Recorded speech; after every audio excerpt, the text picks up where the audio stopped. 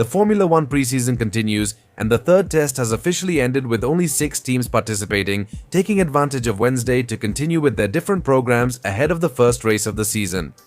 A very productive day for many teams, which continues to show problems for others, but overall, information remains very scarce due to the private nature of these tests. I emphasize that this information comes directly from the teams. Leaks and content released by Formula One and the motorsport press. To keep this video brief, ladies and gentlemen, let's see what happened with the 6 teams that took to the Barcelona-Catalunya circuit, and let's look at the most relevant things that have come out of it. Day 3 of Formula One preseason. The Germans continue to rack up an enormous number of kilometers and laps without any problems, which is starting to draw a lot of attention within the Formula One grid.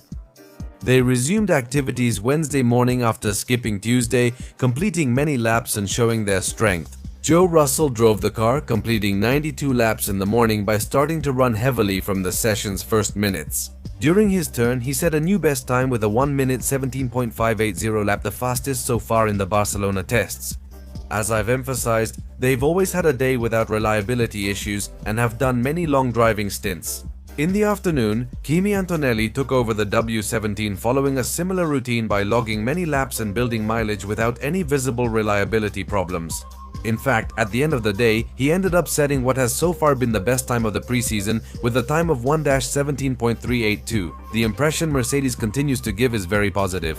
Today, they were the team that completed the most laps, with a total of 183 laps. That attracts a lot of attention because, as I mentioned, they've been one of the few teams without major issues. Now they're also starting to look more intimidating. Considering that today alone their 2 drivers completed 183 laps, that's truly impressive. Mercedes has one more test day left. We'll see if they go out tomorrow or wait until Friday to resume. But at least today they're leaving again with a lot of mileage and very good feelings in the W17. The world champions are debuting their new car on track for the first time in these tests and will also be on track tomorrow and Friday. Lando Norris was in charge of driving and took the car out 2 hours after the session began. After a few installation laps, they began long runs and completed about 33 laps in the morning session. Not many kilometers, but a first contact without any apparent reliability issues. In the afternoon, they did more laps, with Lando finishing at 1 minute 18.725 on medium tires. We don't know what program they followed though. In the afternoon, they finished 41 laps, bringing the world champion team's total to 74 laps on the first day.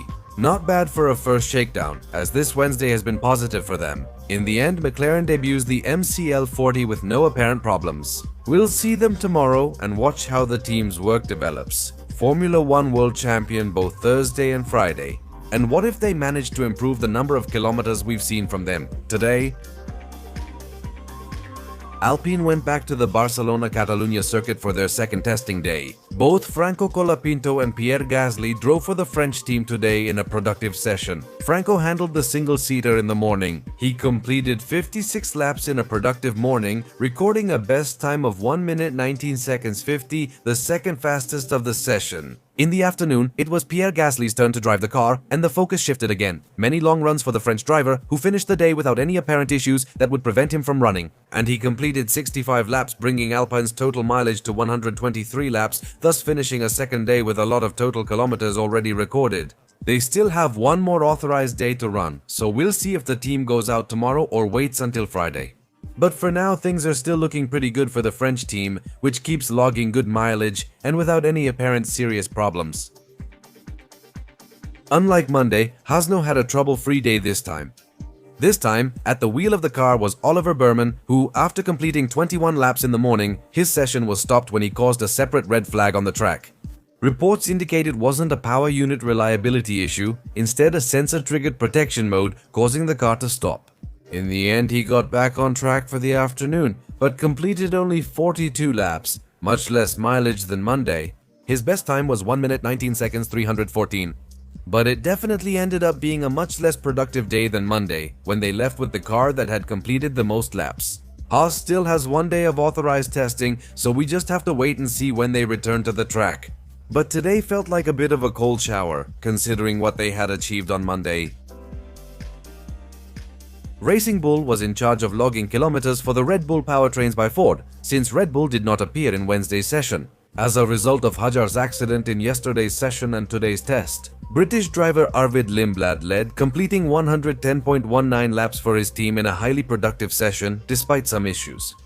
In the afternoon, a red flag came out caused by the Racing Bull stopping on track, and it had to be towed back to the pits.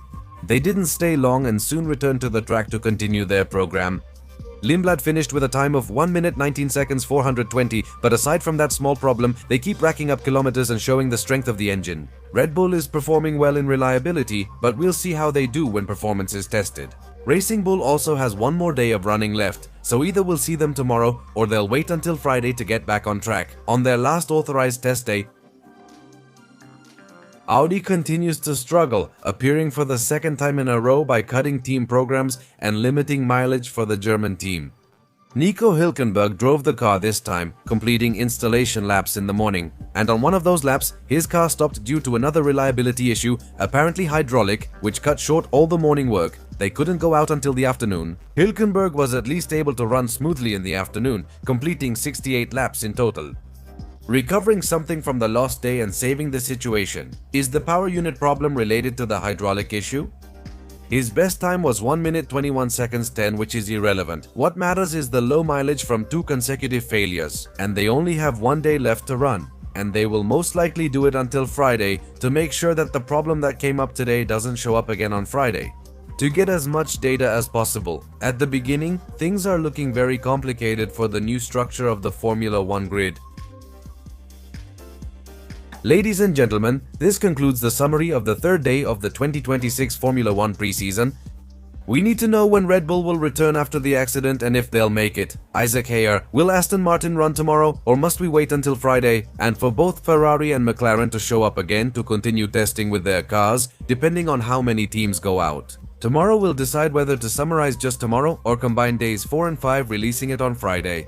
For now, we end our third day of coverage. We'll see you soon to continue covering these tests. If you enjoyed this video, please like and subscribe.